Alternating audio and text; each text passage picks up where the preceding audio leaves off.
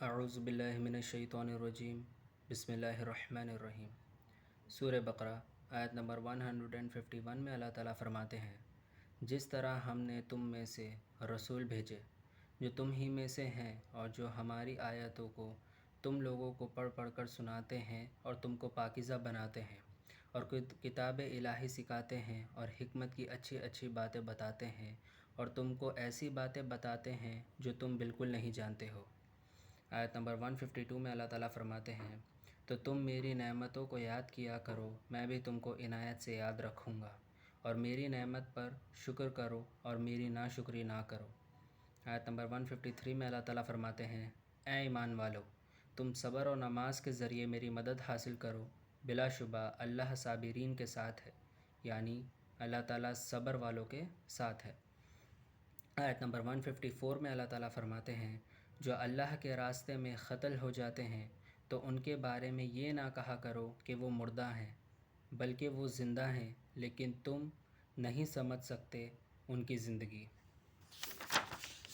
آیت نمبر 155 میں اللہ تعالیٰ فرماتے ہیں، اور ہم تم کو آزمائیں گے، کبھی خوف سے، کبھی بھوک سے، کبھی مال میں نقصان سے، کبھی جان کے نقصان سے، اور کبھی پھلوں میں نقصان سے، تو اے نبی صلی اللہ علیہ وآلہ وسلم آپ بشارت سنا دیں ان صابرین کو، یعنی ان صبر کرنے والوں کو۔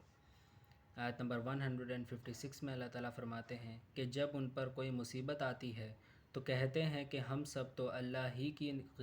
ملکیت ہیں، یعنی کریشن ہے، اور اسی کی طرف لوٹ کر جانے والے ہیں۔ آیت نمبر 157 میں اللہ تعالیٰ فرماتے ہیں، اور صابرین ہی تو ہیں جن کے اوپر ان کے رب کی طرف سے خاص خاص رحمتیں ہوں گی اور عام رحمتیں بھی، اور یہی تو اللہ کے راستے پر چلنے والے ہیں۔ آیت نمبر 158 میں اللہ تعالیٰ فرماتے ہیں، بلا شبہ صفا اور مروہ بھی اللہ ہی کی نشانیوں میں سے ہے، سو جو بیت اللہ کا حج یا عمرہ کرے تو اس پر کوئی گناہ نہیں کہ وہ ان دونوں پہاڑوں کے درمیان سعی کرے، اور جو خوشی خوشی کوئی نیک کام کرے تو اللہ اس کی بڑی قدر کرتا ہے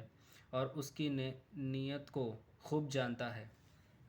آیت نمبر 159 میں اللہ تعالیٰ فرماتے ہیں، جو ہماری نازل کردہ آیت کو جو خوب واضح ہے اور راہ بتانے والی ہے چھپا کر رکھتے ہیں، باوجود یہ کہ ہم ان کو کتاب الہی میں عام لوگوں پر ظاہر کر چکے ہیں، ایسے لوگوں پر اللہ بھی لعنت کرتا ہے اور دوسرے لعنت کرنے والے بھی لعنت کرتے ہیں۔ آیت نمبر 160 میں اللہ تعالیٰ فرماتے ہیں، مگر جو توبہ کرتے ہیں پھر اصلاح بھی کر لیتے ہیں پھر اس کو ظاہر بھی کر دیتے ہیں تو ایسے لوگوں پر میں متوجہ ہوتا ہوں، اور میں ہی تو ہوں توبہ قبول کرنے والا اور بڑا رحم کرنے والا۔ آیت نمبر 161 میں اللہ تعالیٰ فرماتے ہیں، اور جو لوگ کافر ہی ہیں اور کفر کی حالت میں ان کو موت آ جائے، ایسے ہی لوگوں پر لعنت ہے اللہ کی اور اس کے فرشتوں کی اور سارے انسانوں کی۔ آیت نمبر 162 میں اللہ تعالیٰ فرماتے ہیں، وہ لوگ ہمیشہ ہمیشہ اس لعنت میں رہیں گے، ان سے نہ تو عذاب ہلکا ہوگا اور نہ ان کو کوئی مہلت دی جائے گی۔ آیت نمبر 163 میں اللہ تعالیٰ فرماتے ہیں، اور تم سب کا معبود ایک ہی ہے جو معبود تنہا، اس کے سوا کوئی معبود نہیں، وہی بڑا مہربان اور نہایت رحم والا ہے۔ آیت نمبر 164 میں اللہ تعالیٰ فرماتے ہیں، بلا شبہ آسمان اور زمین کے بنانے میں اور رات اور دن کے آنے میں اور جہازوں میں جو سمندر میں چلتے ہیں، آدمیوں کے فائدے کی چیزوں کو لے کر، اور بارش کے پانی میں جو اللہ آسمان سے برساتا ہے، پھر اس پانی سے زمین کو تر و تازہ کرتا ہے جو خشک پڑی ہے، اور ہر قسم کے حیوانات اس میں پیدا کر کے پھیلا دیے، اور ہواؤں کے بدلنے میں اور بادلوں میں جو زمین و آسمان کے درمیان معلق ہیں، یہ سب اللہ کی نشانیاں ہیں عقل والوں کے لیے۔ آیت نمبر 165 میں اللہ تعالیٰ فرماتے ہیں، اور بعض لوگ ایسے بھی ہیں جو اللہ کے سوا دوسروں کو بھی اس کا شریک بنا لیتے ہیں اور اس کی بندگی کرتے ہیں اور ان سے ایسی محبت رکھتے ہیں جیسے کہ اللہ سے رکھنا ضروری ہے، اور مومنین تو اللہ سے ہی محبت رکھتے ہیں۔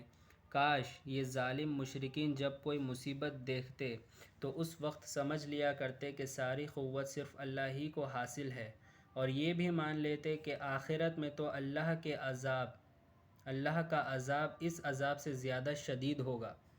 آیت نمبر 166 میں اللہ تعالیٰ فرماتے ہیں، جب وہ لوگ جن کے کہنے پر دوسرے راستے چل رہے تھے ان لوگوں سے بیزار ہو کر صاف نکل بھاگیں گے جو ان کے کہنے پر چل رہے تھے، اور سب ہی اپنا عذاب خود ہی دیکھ لیں گے، اور آپس میں جو ان کے تعلق تھے وہ بھی سب ٹوٹ جائیں گے۔ آیت نمبر 167 میں اللہ تعالیٰ فرماتے ہیں، اور کافرین کہیں گے کہ کاش ہمیں ایک دفعہ بھی دنیا میں جانے کا موقع مل جائے، تو پھر اللہ بھی ان سے صاف الگ ہو جائیں گے جیسا کہ وہ اللہ سے اس وقت صاف الگ ہو گئے۔ اللہ اسی طرح ان کی بدعمالیوں کو خالی ارمان کر کے ان کو دکھا دے گا، اور ان کو دوزخ سے نکلنا بھی نصیب نہ ہوگا۔ آیت نمبر 168 میں اللہ تعالیٰ فرماتے ہیں، اے لوگو، تم وہ چیزیں جو زمین میں تمہارے لیے حلال اور پاک ہے کھاؤ، اور شیطان کے راستے پر مت چلو، در حقیقت وہ تمہارا کھلا دشمن ہے۔ آیت نمبر 169 میں اللہ تعالیٰ فرماتے ہیں، وہ تم کو بری اور گندی ہی باتیں سکھاتا ہے اور کہتا ہے کہ اللہ پر ایسی باتیں کہو جو تم جانتے ہی نہیں۔ آیت نمبر 170 میں اللہ تعالیٰ فرماتے ہیں، اور جب مشرکین سے کوئی کہتا ہے کہ اللہ کے حکم پر چلو تو وہ کہتے ہیں، نہیں، بلکہ ہم تو اسی پر چلیں گے جس پر ہم نے اپنے باپ دادا کو پایا ہے، کیا اگرچہ ان کے باپ دادا کوئی عقل ہی نہیں رکھتے ہوں اور نہ کوئی آسمانی ہدایت ہی رکھتے ہوں۔ صدق اللہ العظیم و صدق مولانا رسولہ الکریم۔